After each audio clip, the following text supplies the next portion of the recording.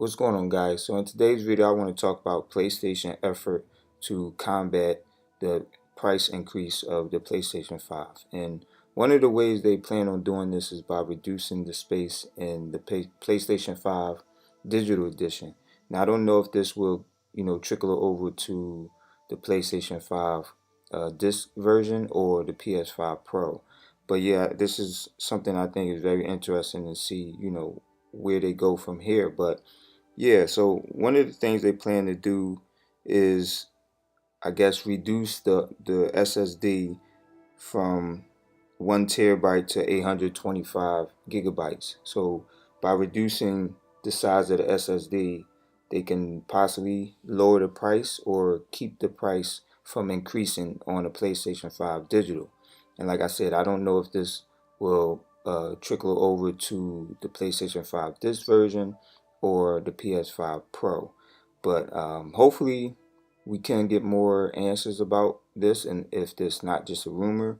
But I will leave the links to the articles in the comment section or in the description section so you can read that and fully read what's going on. But yeah, for me, with everything that's going on with the tariffs, and it's amazing to see the times we live in. I remember buying a PlayStation 4 years later, and the price I got it at, of course, was not at the price it started off, even though the PlayStation 4 was at a good price. I think it was $399 when it came out, and I believe I bought mine for about $299. So we definitely had some good prices back then. And after the years of having a game or a console, you would see the prices will go down.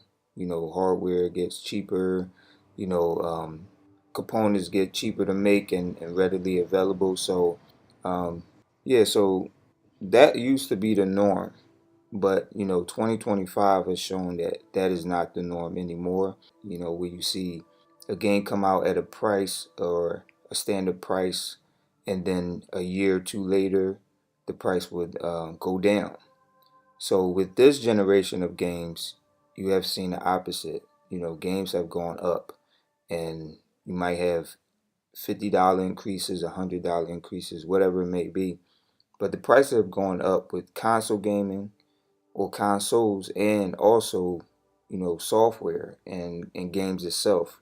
Games went from $59.99 now to $69.99, and they're even talking about some games going to $80, which to me I think is ridiculous at this point, especially with most of the games not being on the disc.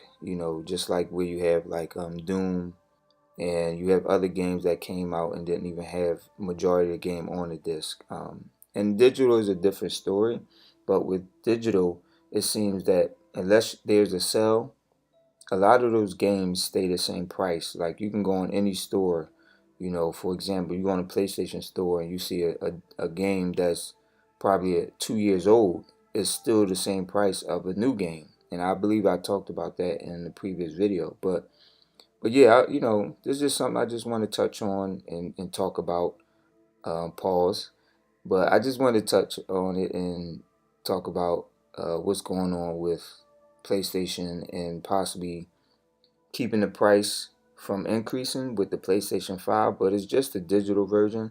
I don't know if they're trying to sell more digital versions or just keep it so they can be competitive, or not even competitive, but make sure that they're able to sell more with the PlayStation 5 digital. But hopefully we'll see if they do this with other versions of the PlayStation 5, like the PlayStation 5 disc version and the PlayStation 5 Pro.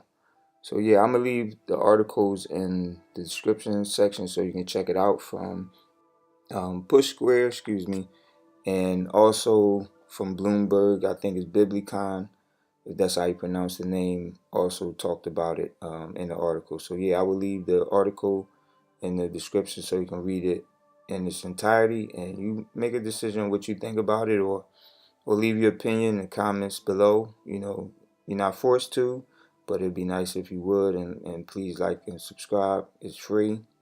So yeah, on to the next one. I'm out.